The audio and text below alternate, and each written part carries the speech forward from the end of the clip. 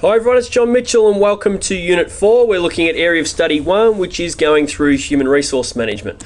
So really, what is human resource management? It's where the managers or the organisation tries to manage the relationship between the organisation and the employees. So that's what it's all about, from the beginning of a relationship all the way through to the end of the working relationship. And so I've got there that human resource managers need to coordinate the activities involved in acquiring, so actually acquiring employers. I've got an example there of a job advertisement, and then maintaining the relationship between the employees to make sure you get the best out of the employees. That could be something like training and development, those type of things. And then during termination, so when we're ending the working relationship between the organisation and a particular employee, that could be, I've got an example there of dismissal where you're fired, but there are many other modes of termination. For example, if an employee decides to leave themselves or if they retire, those kind of things. We'll get into all those specifics in later videos, but just keep in mind that human resource management is about the management of the relationship between the organisation and the employees, and there's some of the things that are involved in managing that relationship. So the main purpose of this video is to look at the relationship between objectives and strategy, between human resources, objectives and strategy. And so if a human resource manager or human resources are managed well, it can lead to motivated staff, can increase productivity, it can help the organisation achieve its strategic objectives.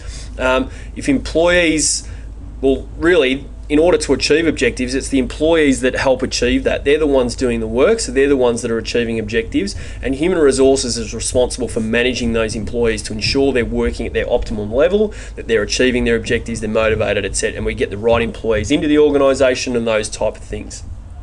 So let's take a look at an example. We'll just look at any retailer. So for example, Myer, Harvey Norman, David Jones, Bunnings, Woolworths, Specialty Fashion Group, which there's a number of different retailers in that group, and then Cotton On. Any of your major retailers. Let's look at an example and say that, all right, they're trying to increase their sales. That's their overall objective, is to increase sales. Well, what role can human resources play in them achieving that overall strategic objective?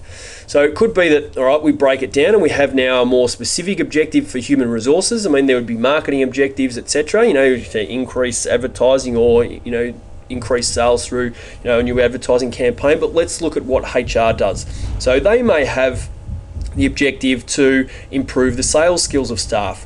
It might be that we're not approaching customers, so we need to teach them how to approach customers. Might mean that we need to teach or train our employees to know the products better so that they can give more information to the customers. It might be implementing skills on how to upsell, but that's what we're trying to do. We're trying to improve the sales skills of staff, and then the strategy could be something as simple as ongoing sales training, so that when we employ someone that's going to be in the sales area, they go through some training, not just inferring that they know how to be a good salesperson in retail. It might mean that any type of new product that comes out, that we train the employees in, it's ongoing, so we train the employees on what that the actual advantages of that particular product, so that they can talk to their consumers better, and that may help them achieve their overall objective. So that's just one example of how human resource management can help the organisation achieve its overall objectives.